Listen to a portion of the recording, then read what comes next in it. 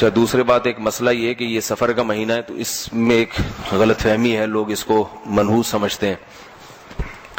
یہ بھی وہمی ہونے کی دلیل ہے انسان کے. جس چیز کے منحوس ہونے کی کوئی شریعت میں دلیل نہیں ہے، نہ کوئی اس کی سائنٹیفک دلیل ہے نہ شریعت کی. کوئی سائنسدانوں نے تحقیق کی ہو کہ اس مہینے میں کچھ مخصوص قسم کی ریز نکلتی ہیں تو بھی ہم مان لیں کہ چلو بھائی سائنسدان کہہ رہے ہیں.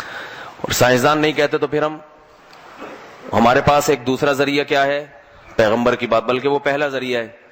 سب سے پہلے پیغمبر کی بات. تو پیغمبر صلی اللہ علیہ وسلم سے بھی سفر کے بارے میں کہیں بھی نہیں ہے کہ منحوس ہے. اسلام میں نہ کوئی دن منحوس نہ کوئی مہینہ منحوس. برکت والے دن تو ہیں جن میں اضافی برکتیں ہیں، نحوست کسی دن میں نہیں ہے. تو اس لیے اس مہینے کو منحوس سمجھنا یہ بدعت ہے، غلط ہے. اور یاد رکھیں جو آدمی وہمی ہوتا ہے اللہ کے معاملات پھر اس کے ساتھ ایسے ہی ہوتے ہیں. تو اس لیے ایک دفعہ ہمت کریں کہ اس مہینے کو منحوس سمجھنا چھوڑ دیں.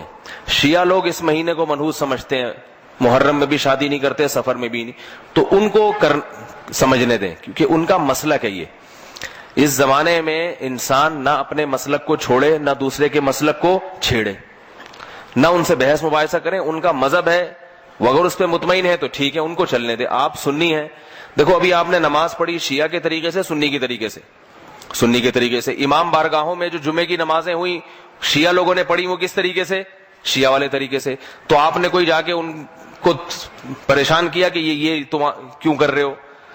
وہ اس لیے کہ بھائی وہ ان کا مسلک ہے، ایسے ہی کر لیں دے. آپ کا مذہب جیسے تھا آپ نے ایسے پڑھ لی. تو صرف نماز میں نہیں باقی چیزوں میں بھی ہونا چاہیے. ان کا مذہب ہے محرم اور سفر کے مہینے کو منحوس سمجھتے ہیں، اس میں شادی نہیں کرتے. سنی مذہب نہیں ہے یہ. تو آپ ایک مذہب کو فالو کریں نا. اور یہ بھی یاد رکھیں کہ جس چیز کے منحوس ہونے کی دلیل نہیں ہے تو اس میں پھر ایسا کام کرنا چاہیے تاکہ آپ کے عقیدے کی اصلاح ہو. دیکھو بنی اسرائیل کو اللہ نے گائے ذبح کرنے کا حکم دیا ہے. کوئی اور جانور بھی تو کہہ سکتے تھے ذبح کرو.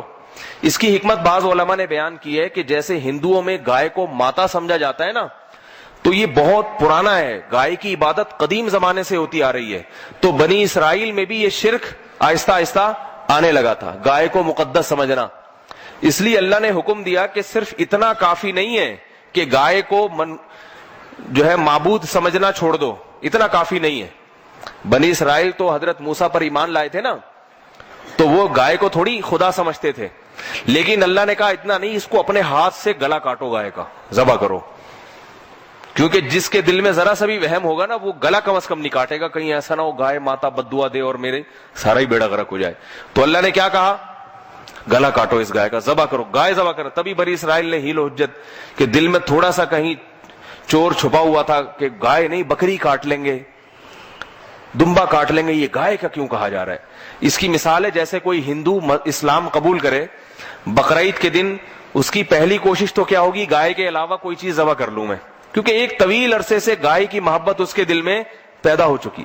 اب آپ پہلے ہی مہینے اس کو کہتے ہیں گائے کاٹو، تو کہے گا ٹھیک ہے گائے کاٹنے سے نقصان تو نہیں ہوگا، لیکن اگر ہو گیا، ہمارے سارے بزرگ صدیوں سے کہتے آئے ہیں گائے ماتا ہے، تو وہ کوشش کیا کرے گا کہ گائے کے علاوہ کچھ بھی کٹوا لو. تو اس لیے اللہ نے کیا کہا بنی اسرائیل کو؟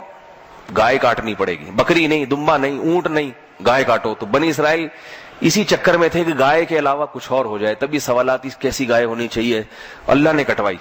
تو یہ جب تک دماغ سے انسان کے فاسد عقیدہ نہیں نکلتا، جب تک کہ اس کی علاج خود نہیں کرتا. تو محرم اور سفر میں شادیاں کیا کریں، تقریبات محرم سفر میں رکھا کریں. اس سے آپ کے دماغ میں یہ جو خناس بھرا ہوا ہے نا کہ یہ منحوس ہے، یہ دماغ سے نکل جائے گا. باقی کسی دوسرے کے مذہب کو چھیڑنے کی ضرورت نہیں ہے. دفتر میں کوئی شیعہ ہے، اس سے جا کے بحث شروع کر دی کہ تم اپنے دماغ سے یہ خناس نکل، اس کے لیے خناس نہیں ہے، یہ اس کا مذہب ہے، اس کو اس پہ چلنے دیں. سمجھ آ رہی ہے بات؟ اس نے اگر چھوڑنا ہوگا تو پورا شیعہ مذہب چھوڑ کے ادھر آئے گا، نہیں چھوڑنا ہوگا تو ایسا نہیں ہوتا کہ کوئی آدھی چیز چھوڑ دے آدھا ویسا ہی رہے، ایسا نہیں ہوتا. اس کو کہیں تمہیں اگر یہ سمجھ میں آتا ہے تو ٹھیک ہے، تمہاری مرضی، قیامت کے دن تم اگر سمجھتے ہو کہ اللہ کو ہم جواب دے دیں گے تو ٹھیک ہے.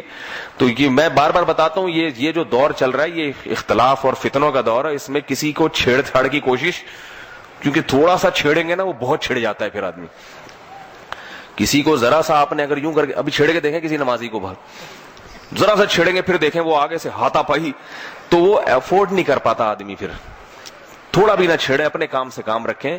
جو آپ سے ہدایت لینے کے لیے آ رہا ہے, جیسے آپ لوگ تو خود مجھ سے یہاں آئے ہیں نا سیکھنے کے لیے, بیان سننے کے لیے, تو میں پھر آپ کو بتا رہا ہوں.